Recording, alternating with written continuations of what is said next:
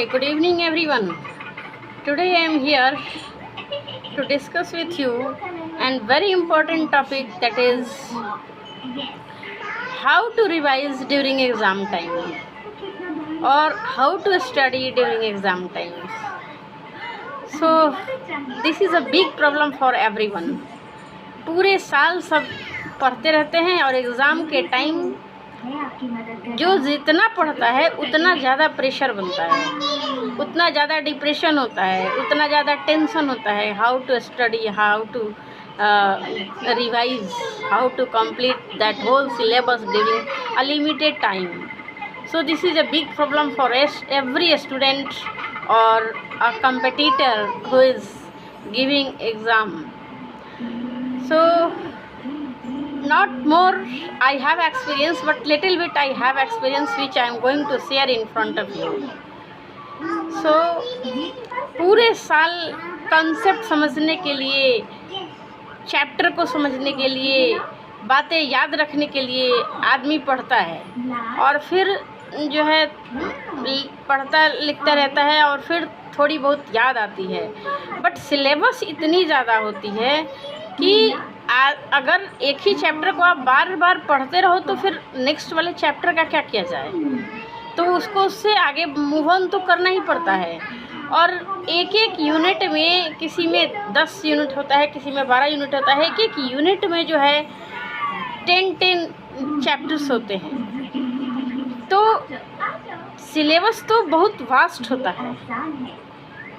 तो हमें क्या है कि चैप्टर बहुत बड़ी है, लेकिन पूरी चैप्टर को लाइन बाय लाइन नहीं पढ़नी. एक बार तो आप गो थ्रू आप करोगे ही, दूसरी बार भी कर लो, और तीसरी बार जो है उसको जब रिवाइज करने जाओ तो फिर आप उसको पॉइंट वाइज पॉइंट्स उसको याद रखो कि इसमें कितने सारे पॉइंट्स हैं और उसका कॉन्सेप्ट क्या है. कॉन्सेप्ट और प्लस पॉइंट्स, ये दो चीज़ जो है आपको एग्ज़ाम प्रेशर से फ्री रखेंगे. ठीक है. तो ओरिजिनल बातें यही होती हैं, मेन पॉइंट्स और प्लस कॉन्सेप्ट. और जब आप रिवाइज करने जाओ तो इन्हीं 2 पॉइंट्स पे जो आया है आपको पूरे गो थ्रू करना होता है. अदरवाइज़ अगर आप रिवीजन में भी वही करोगे, एग्ज़ाम पास में है और फिर हम लाइन बाय लाइन पढ़ते जा रहे हैं तो फिर जो है प्रेशर उतना ज़्यादा बनते जाएगा, सिलेबस भी कवर नहीं होता और एग्ज़ाम पास में आ जाता है और फिर हमें पता चलता है कि अरे तो सारी चीज़ें अधूरी रह गई. तो फिर पूरे साल की मेहनत जो है वो ऐसे ही बेकार चली जाती है. तो टेंशन तो होता है एग्ज़ाम के टाइम में, how to revise, how to complete whole syllabus before sitting in exam. So this is a problem. तो आप जब पढ़ने बैठो तो क्या करो, कॉन्सेप्ट समझ लो, पॉइंट्स उसके जो है याद कर लो और उस पॉइंट्स को एक जगह कहीं डायरी में नोट डाउन कर लो.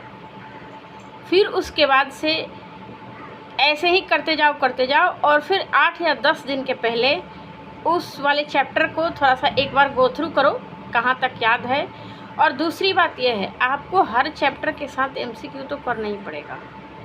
जब आप पढ़ने के टाइम एमसीक्यू करते हो तो फिर क्या होता है कि बहुत सारी चीज़ें याद हो जाती हैं, कॉन्सेप्ट हो जाती है. तो आपको एमसीक्यू पूरे साल हर चैप्टर के साथ करना पड़ेगा. जब भी आप चैप्टर कंप्लीट करो, एमसीक्यू करो और फिर जो है वो नेक्स्ट चैप्टर पे आगे बढ़ो. और जब एग्ज़ाम टाइम हो तो वो जो डायरी जो अपने पॉइंट्स लिख रखे हैं उसे उठाओ और उतना ही आपको पढ़ना है. Otherwise it is very difficult to complete the whole syllabus before sitting in exam. तो ये सब सारी चीज़ें आपको ध्यान में रखनी पड़ेगी. और लिखने, राइटिंग जो है वो मेन चीज़ होता है. हालांकि 90% तो नहीं बोल सकते, but 80% student don't want to write. सब पढ़ते हैं, लिखता कोई नहीं, और जो लिखता है वो जो है अपना काम कंप्लीट कर लेता है। लिखने वाली बातें जो है तो फिर एग्ज़ाम के टाइम में आपको प्रेशर होएगा ही नहीं, बहुत सारी चीज़ें याद हो जाती है उसी टाइम। तो अगर लिखने की हैबिट बन गई ड्यूरिंग स्टडी तो that is the best option for study. और तीसरी बातें ये हैं कि अगर आपको चैप्टर नहीं पढ़नी तो एग्ज़ाम के टाइम में कवर भी करनी है तो पहले से आप यह करके रखे ही हो कंप्लीट, उसको डायरी उठाओ, मेन पॉइंट्स पढ़ लो और फिर उसके बाद चैप्टर उसका एमसीक्यू कर लो, ठीक है।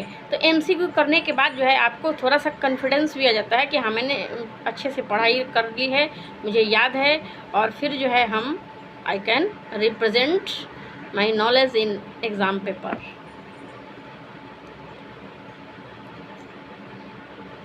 तो यही सारे टेक्निक्स होते हैं हाउ टू रिवाइज़। रिवाइज़ आपको लाइन बाय लाइन नहीं करनी, रिवाइज़ आपको करनी है पॉइंट वाइज, और उसके बाद फिर गो थ्रू द कॉन्सेप्ट करना है, और फिर उसके बाद बुक बंद करो, कॉन्सेप्ट को याद करो क्या क्या था उसमें, उसका एग्जाम्पल क्या था और पॉइंट्स क्या थे।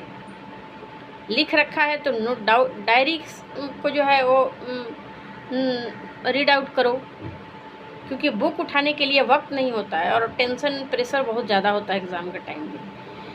और अगर आपको लग रहा है, आपको कॉन्फिडेंस है कि I don't need to more study, तो जाओ ओनली एमसीक्यू करो, प्रीवियस ईयर क्वेश्चंस करो, और चैप्टर वाइज हर के लिए आपको रेडी रहना है। तो चैप्टर वाइज एग्ज़ाम के 2 महीना पहले आप सब कुछ कंप्लीट करके और फिर जो है एमसीक्यू हर चैप्टर का करते चलो, फिर ये देखो कि कितना याद है। ये भी रिवीजन का एक बेस्ट तरीका है। और दूसरी है कि अगर आप ऑनलाइन कर सकते हो तो ऑनलाइन भी आप कर सकते हो। ऑनलाइन में भी वो जो है मेन इम्पॉर्टेंट टॉपिक्स पॉइंट्स वो बताते हैं।